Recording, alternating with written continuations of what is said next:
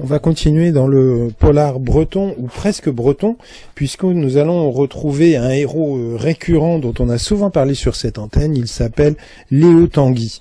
Léo Tanguy, c'est un personnage créé il y a une dizaine d'années, je crois maintenant, par 4 auteurs bretons ou apparentés bretons, qui sont Sylvie Rouche, José-Louis Bocquet, Gérard Hall et Denis Flageol, des gens qu'on a à peu près tous entendus dans cette émission pour différents projets qu'ils ont pu réaliser.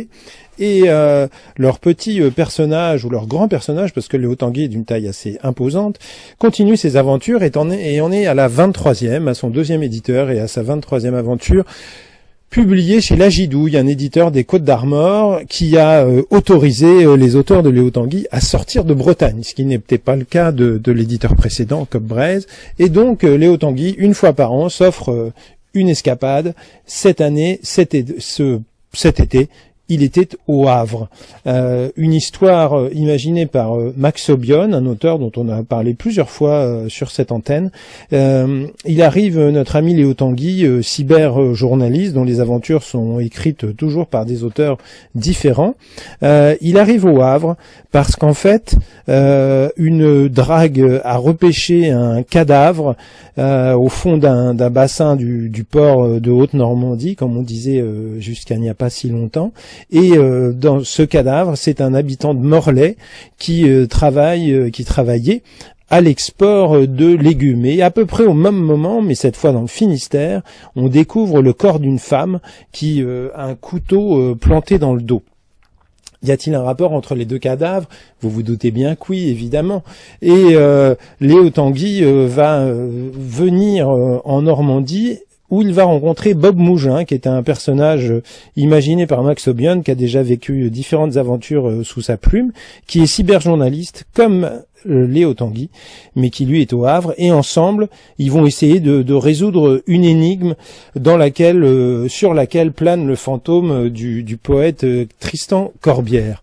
Alors, on va naviguer entre Bretagne et Normandie, 2 régions littorales, le temps d'un roman assez haut en couleur. Max Aubion, c'est un écrivain gouailleur qui en fait toujours beaucoup quand il écrit, qui a une belle plume, mais qui se regarde un petit peu pédaler parfois, qui n'hésite pas à s'auto-citer, mais qui a un sens du rythme, un sens de l'intrigue, un sens de l'humanité et un sens de l'humour aussi, qui marche bien dans ses romans, qui sont souvent courts, toniques. C'est le cas de celui-là. Donc Max Aubion découvre le personnage de Léo Tanguy. Enfin, il a sans doute découvert comme lecteur, mais avec lui, on le découvre cette fois comme on découvre Max Aubion comme auteur de Léo Tanguy, et on a un roman fort plaisant, un petit roman de gare. Hein. La série de Léo Tanguy s'inspire très clairement de celle du Poulpe à la sauce bretonne, donc ce sont des romans sans prétention, qui quand même évoquent toujours des sujets de société, et donc là on est exactement dans l'esprit de la collection imaginée par les 4 auteurs et toujours dirigée par Gérard Hall, un des 4 créateurs. Max Aubion tire très bien son épingle du jeu, et on a plaisir à retrouver ce personnage, on a plaisir à retrouver Max Aubion aussi, en attendant ses prochaines aventures, parce que si Léo Tanguy en vit à peu près 2 par an, Max Aubion lui publie beaucoup. C'est un auteur aussi sympathique qu'hyper actif, et donc on se dit qu'on va le retrouver bientôt. En attendant, vous pouvez donc retrouver le roman dont je n'ai pas donné le titre, qui s'appelle Les Amours Noirs. C'est le 23e volume des aventures des enquêtes de Léo Tanguy.